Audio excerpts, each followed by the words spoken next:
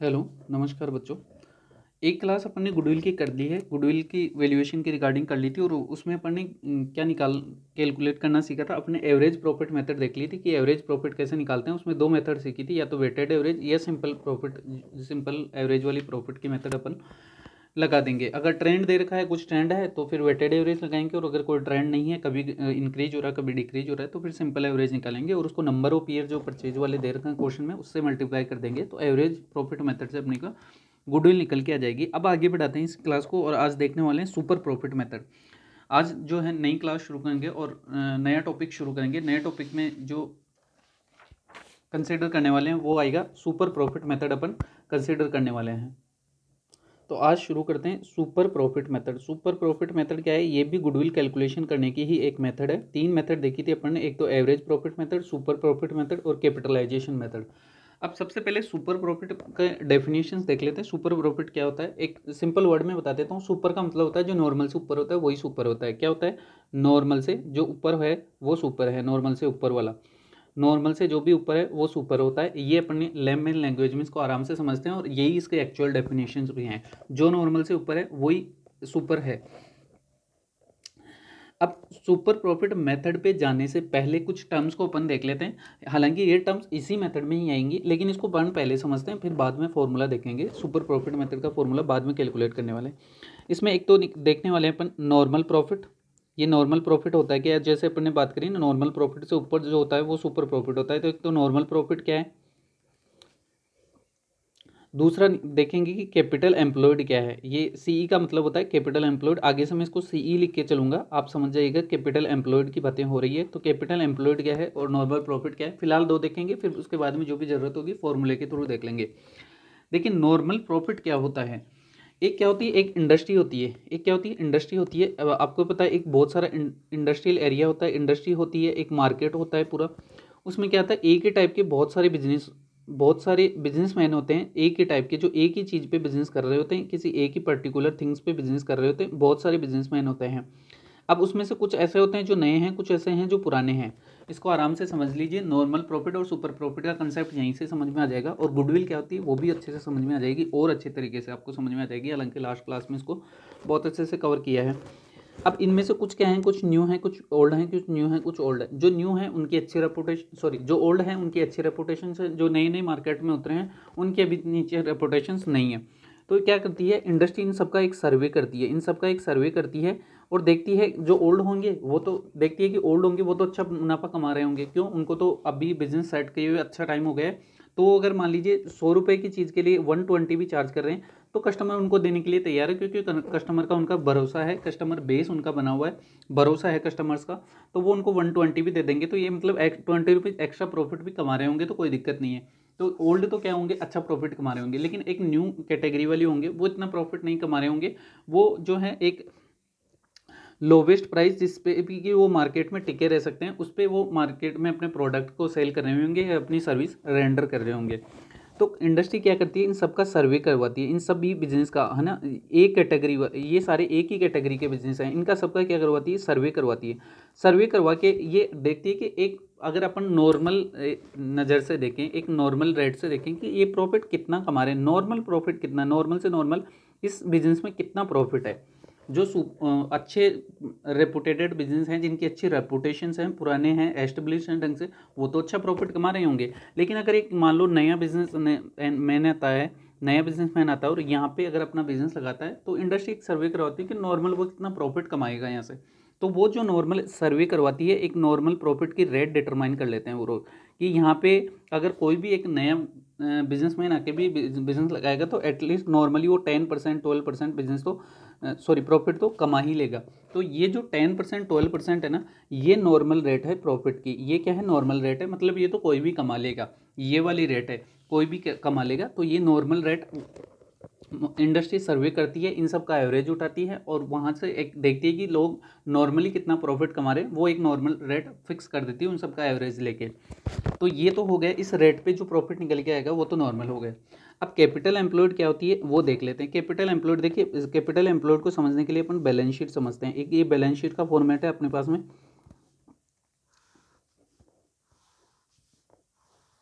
यही होती है बैलेंस शीट। यहाँ पे क्या होती है, यहाँ पे दे रखी होती है एसेट्स, यहाँ पे एसेट्स होती है और यहाँ पे लाइबिलिटीज़ होती है। अब लाइबिलिटीज़ में दो पार्ट होते हैं, एक तो कैपिटल होती है और दूसरा होता है लाइबिलिटीज़। अब लाइबिलिटीज़ में दो हो सकती है, या तो लॉन्ग टर्म लाइबिलिटी होगी या फिर करंट लाइबिलिटीज़ होंगी। लॉन्ग टर्म लाइबिलिटी होगी या करंट लाइबिलिटी होगी। ऐसे ही एसेट में क्या होंगी, या तो फिक्स एसेट्स होंगी या फिर करंट एसेट्स होंगी। फिक्स एसेट्स में टेंजिबल इंटेंजिबल दोनों आ जाती हैं, टेंजिबल और इंटेंजिबल। और करंट एसेट्स में वही स्टॉक, डेटर्स, कैश वगैरह वो चीज़ें आती हैं। ठीक है, तो अब क्या होगा, कैपिटल एम्प्लॉयड का मतलब क्या होता है, कैपिटल एम्प्लॉयड का मतलब यही वाली ही कैपिटल होती है, मतलब बिजनेस में कितनी कैपिटल लगा रखी है। तो इस कैपिटल को कैलकुलेट कैसे करते हैं, इस कैपिटल को कैलकुलेट, कैपिटल एम्प्लॉयड को कैलकुलेट करने का तरीका है, टोटल एसेट्स अपन ले लेंगे। एसेट साइड में जितनी भी एसेट दे रही है उस टोटल एसेट्स का, इन एसेट्स का सबका टोटल लगा देंगे, तो ये जो टोटल आएगा वो टोटल एसेट्स आ जाएंगी। इनका टोटल एसेट्स ले लेंगे, इसमें से लेस कर देंगे अपन लाइबिलिटीज़, लेस कर देंगे क्या, लाइबिलिटीज। लाइबिलिटीज ये वाली नहीं, ये वाली लेस कर देंगे तो दोनों टोटल बैलेंस शीट के बराबर आते हैं। इसमें टोटल एसेट्स में लाइबिलिटीज ये वाली लेस कर दी, यानी इंक्लूडिंग कैपिटल लेस कर दी तो जीरो हो जाएगा। यानी कैपिटल हटा के ये वाली लाइबिलिटीज, ये वाली लाइबिलिटीज जो है ना वो यहाँ पे, ये वाली लाइबिलिटीज़ को यहाँ पे लेस कर देंगे। समझ रहे हैं लाइबिलिटीज़ को, यानी इसमें लॉन्ग टर्म लाइबिलिटीज़ और current liabilities, long term liabilities और करंट लाइबिलिटीज़ दोनों शामिल है। तो टोटल एसेट्स में से लाइबिलिटीज़ लेस कर देंगे तो जो निकल के आएगा वो आ जाएगा कैपिटल एम्प्लॉयड निकल के आ जाएगा। तो अपन ने दोनों चीज़ें देख ली, नॉर्मल प्रॉफिट क्या है और कैपिटल एम्प्लॉयड क्या है। ये क्वेश्चन में अपने को दे रखा होगा कि एसेट्स कितनी है, लाइबिलिटीज़ कितनी है, या कुछ बैलेंस शीट वगैरह कुछ हिंट दे रखा होगा जिससे कि अपन कैपिटल एम्प्लॉयड निकाल सकेंगे। अब आ जाते हैं सुपर प्रॉफिट के फॉर्मूले पर। सुपर प्रॉफिट क्या होता है, अभी अपन ने बात की है सुपर प्रॉफिट क्या होता है, बात करिए अपन ने सुपर प्रॉफिट क्या होता है। तो अभी अपन ने देखा था यहाँ पे कि मैंने एक चीज़ बोली थी कि जो ओल्ड बिजनेस वाले हैं, ओल्ड बिजनेसमैन हैं जिनको अच्छे से पहले से एस्टेब्लिश कर रखे होंगे, वो तो बहुत अच्छे से पैसा प्रॉफिट कमा रहे होंगे, तो उनका एक्चुअल प्रॉफिट नॉर्मल प्रॉफिट से ज़्यादा आ रहा होगा। नॉर्मल प्रॉफिट अपन मान के चल रहे हैं कि मान लो 100 रुपये का प्रॉफिट कमा रही है एक, तो ये तो 120 कमा रहे हैं, तो ये तो अच्छा कमा रहे होंगे। तो यहाँ पे क्या आ जाएगा, एक्चुअल प्रॉफिट। यहाँ पे क्या आ जाएगा, एक्चुअल। नॉर्मल का मतलब सुपर का भी अपन ने क्या देखा, नॉर्मल से जो भी ऊपर है, यानी एक्चुअल प्रॉफिट उसमें से नॉर्मल प्रॉफिट लेस कर देंगे। नॉर्मल से जो भी ऊपर है वो सारा का सारा सुपर प्रॉफिट है। तो यानी super profit is equal to actual profit less normal profit. Actual profit उसमें से नॉर्मल प्रॉफिट लेस कर देंगे तो ये निकल के आ जाएगा अपना सुपर प्रॉफिट। क्या निकल के आएगा, सुपर प्रॉफिट। एक्चुअल प्रॉफिट में से नॉर्मल प्रॉफिट लेस कर देंगे तो ये जो निकल के आएगा वो सुपर प्रॉफिट निकल के आएगा। अभी फिलहाल गुडविल पे नहीं जा रहे हैं, अभी बात कर रहे हैं सुपर प्रॉफिट निकालने की। अब यहाँ पे दो चीज़ें निकल के आई, एक्चुअल प्रॉफिट और नॉर्मल प्रॉफिट। सुपर प्रॉफिट निकालने के लिए दो चीज़ें चाहिए, actual profit, normal profit. Definitions अपन देख चुके, नॉर्मल प्रॉफिट क्या है, एक्चुअल प्रॉफिट क्या है।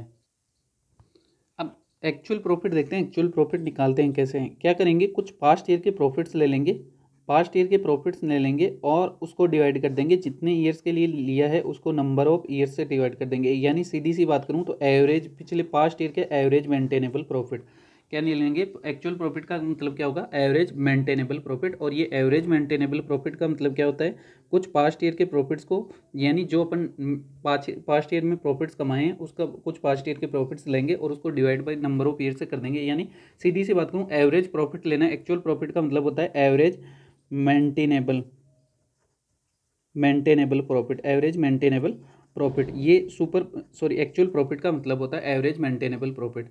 अब नॉर्मल प्रॉफिट पे आते हैं। नॉर्मल प्रॉफिट का मतलब क्या है, नॉर्मल प्रॉफिट का मतलब होता है जो नॉर्मल प्रॉफिट कमाया जा सकता है। अपन ने देखा, तो इसका नॉर्मल प्रॉफिट कैसे निकालेंगे, कैपिटल एम्प्लॉयड अपन ने देख लिया कैसे निकालते हैं, into N R R, capital employed into N R R. N R R का मतलब होता है normal rate of return, normal rate of return. ये नॉर्मल रेट ऑफ रिटर्न क्या होती है, ये क्वेश्चन में दी होती है, कभी भी इसको कैलकुलेट नहीं होता है, कैलकुलेट नहीं करना होता है। ये क्या होता है, ये अभी अपन ने जो बात करी थी ना, इंडस्ट्री सर्वे के थ्रू निकल के आती है कि नॉर्मल कितना प्रॉफिट कमाया जा सकता है, वो नॉर्मल रेट ऑफ रिटर्न होती है। तो ये एनआरआर हमेशा क्वेश्चन में दी होगी, कैपिटल एम्प्लॉयड से मल्टीप्लाइड कर देंगे तो नॉर्मल प्रॉफिट निकल के आ जाएगा। तो अपन ने देख लिया सुपर प्रॉफिट कैसे निकालते हैं, एक्चुअल प्रॉफिट में से नॉर्मल प्रॉफिट लेस कर देंगे तो सुपर प्रॉफिट आ जाएगा। एक्चुअल प्रॉफिट का मतलब होता है एवरेज मेंटेनेबल प्रॉफिट, जो कि पास्ट ईयर के प्रॉफिट से का एवरेज करके अपन निकालते हैं। और नॉर्मल प्रॉफिट का मतलब होता है कैपिटल एम्प्लॉयड इनटू एनआरआर। तो इस ऐसे करेंगे तो नॉर्मल प्रॉफिट निकल के आ जाएगा। अब आगे बढ़ते हैं, गुडविल। सुपर प्रॉफिट मेथड से गुडविल कैसे कैलकुलेट करते हैं, calculation of goodwill. Calculation of goodwill under super profit method.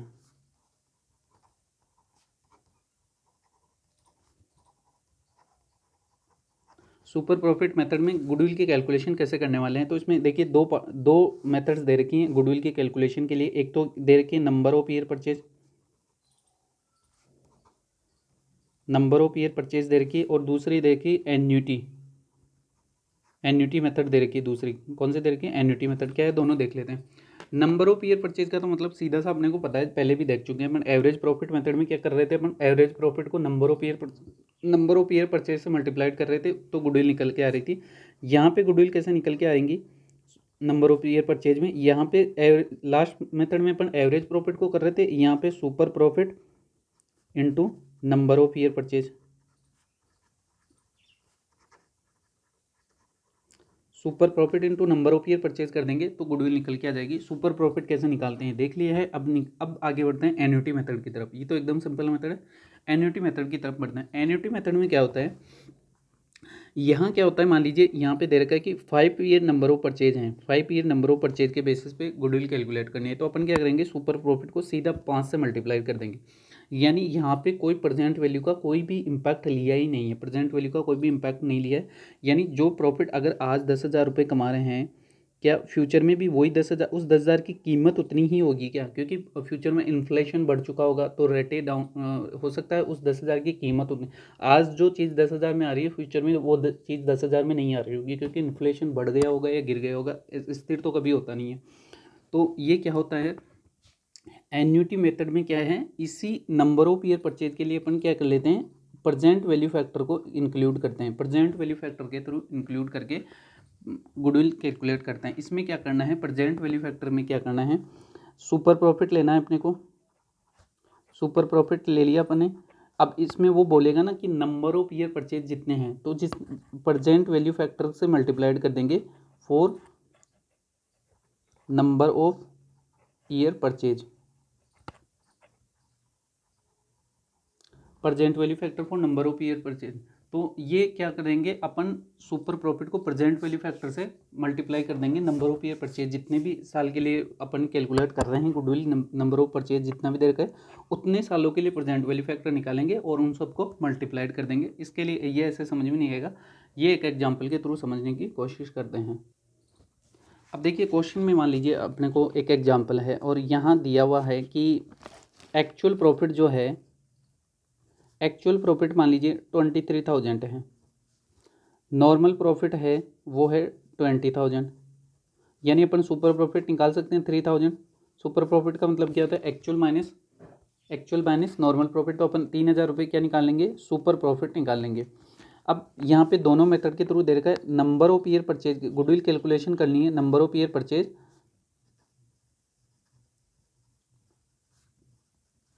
5 और रेट ऑफ इंटरेस्ट दे रखी है। यहाँ पे रेट ऑफ इंटरेस्ट दे रखी है, मान लीजिए 10% की रेट से इंटरेस्ट दे रखी है, 10% रेट ऑफ इंटरेस्ट दे रखी है।